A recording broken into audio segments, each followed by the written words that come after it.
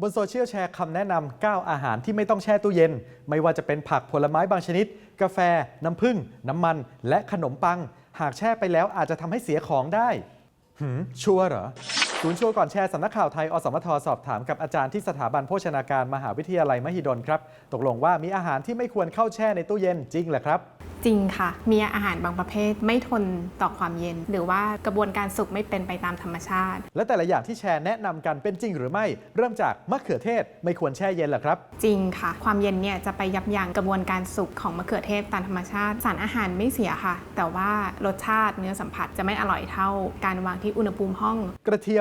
มเนี่ยมีความชื้นค่อนข้างสูงพอเข้าตู้เย็นเนี่ยถ้าเก็บไว้นานๆอาจจะมีการงอกของต้นกระเทียมจริงๆไม่เป็นอันตรายอะไรสามารถกินได้แต่ว่าถ้าเก็บที่อุณหภูมิห้องมันก็จะเก็บได้นานกว่าค่ะหัวหอมอันนี้เหตุผลคล้ายกับกระเทียมเป็นผักที่มีความชื้นสูงต้องเก็บไว้ในที่แห้งแล้วก็มีอากาศถ่ายเทการเก็บในตู้เย็นก็จะทำให้เกิดราได้ง่ายขึ้นเช่นเดียวกับกระเทียมค่ะแต่ถ้าหั่นแล้วนี่ต้องเข้าตู้เย็นนะครับพืชผักมีการตัดแต่งแล้วควรจะเก็บเข้าตู้เย็นป้องกันการเจริญเติบโตของจุลินทรีย์พวกแบคทีเรียโหระพา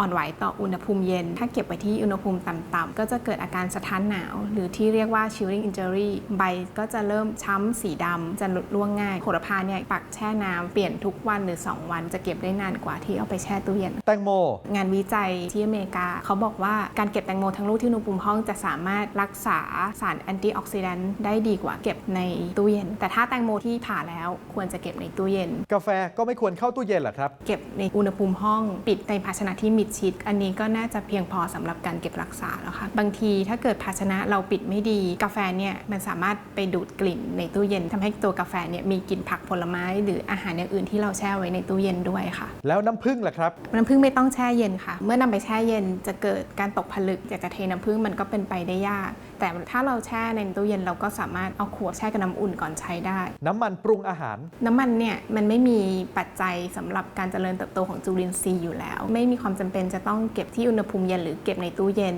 และขนมปังแผ่นขนมปังเนี่ยเวลาเราเก็บที่อุณหภูมิต่ำจะมีการเปลี่ยนแปลงโมเลกุลแป้งซึ่งจะทำให้แห้งแล้วก็รู้สึกหยาบกระด้างแต่ถ้าจะเก็บขนมปังไว้กินนานๆอาจารย์ก็มีเทคนิคแนะนำเป็นเข้าช่องแข็งจะดีกว่าช่องเย็นธรรมดาค่ะฟรีซเลยเวลาจะใช้ก็คือเอามาตั้งที่อุณหภูมิห้องดังนั้นสรุปแล้วที่แชร์ว่าอาหาร9ชนิดนี้ที่ไม่ควรเข้าตู้เย็นนี่เป็นยังไงครับอันนี้จริงค่ะแชร์ได้ค่ะ